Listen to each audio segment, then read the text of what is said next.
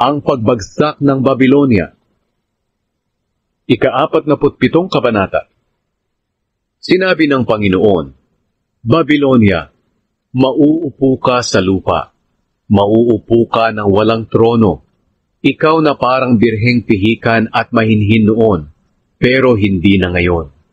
Isa ka ng alipin ngayon, kaya kumuha ka ng batong gilingan at maggiling ka na ng trigo.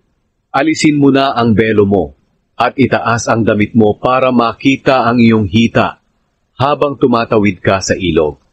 Lalabas ang iyong kahubaran at mapapahiya ka. Maghihiganti ako sa iyo at hindi kita kaaawaan. Ang ating tagapagligtas na ang pangalan ay Panginoong Makapangyarihan ay ang banal na Diyos ng Israel. Sinabi ng Panginoon, Babilonia, maupo ka ng tahimik doon sa dilim. Hindi ka natatawaging reyna ng mga kaharian. Nagalit ako sa aking mga mamamayan at itinakwil ko sila. Kaya ibinigay ko sila sa iyong mga kamay at hindi mo sila kinaawaan. Pati ang matatanda ay iyong pinagmalupitan. Sinasabi mong ang iyong pagiging reyna ay walang katapusan, pero hindi mo inisip ang iyong mga ginawa at kung ano ang maidudulot nito sa iyo sa huli. Kaya pakinggan mo ito. Ikaw na mahilig sa kalayawan at nag-aakalang ligtas. Sinasabi mo pa sa iyong sarili na ikaw ang Diyos at wala ng iba pa. Inaakala mo ring hindi ka mababalo o mawawalan ng mga anak. Pero bigla itong mangyayari sa iyo. Mababalo ka at mawawalan ng mga anak. Talagang mangyayari ito sa iyo.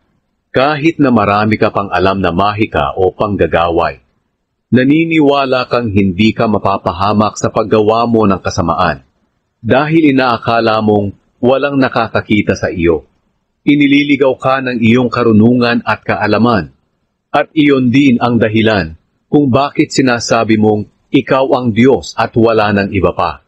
Kung kaya darating sa iyo ang kapahamakan, at hindi mo malalaman kung papaano mo iyon mailalayo sa pamamagitan ng iyong mahika. Darating din sa iyo ang salot na hindi mo mababayaran para tumigil. Biglang darating sa iyo ang pagkawasak na hindi mo akalaing mangyayari. Sige, ipagpatuloy mo ang iyong mga mahika at mga pangkukulam na iyong ginagawa mula noong bata ka pa. Baka sakaling magtagumpay ka, o baka sakaling matakot sa iyo ang mga kaaway mo. Pagod ka na sa marami mong mga pakana. Magpatulong ka sa iyong mga tao na nag-aaral tungkol sa mga bituin at nanghuhula bawat buwan tungkol sa mga mangyayari sa iyo. Ang totoo, para silang mga dayaming madaling nasusunog, hindi nga nila maililigtas ang kanilang sarili sa apoy. At ang apoy na ito'y hindi tulad ng pangkaraniwang init, kundi talagang napakainit. Ano ngayon ang magagawa ng mga taong hinihingan mo ng payo mula ng bata ka pa?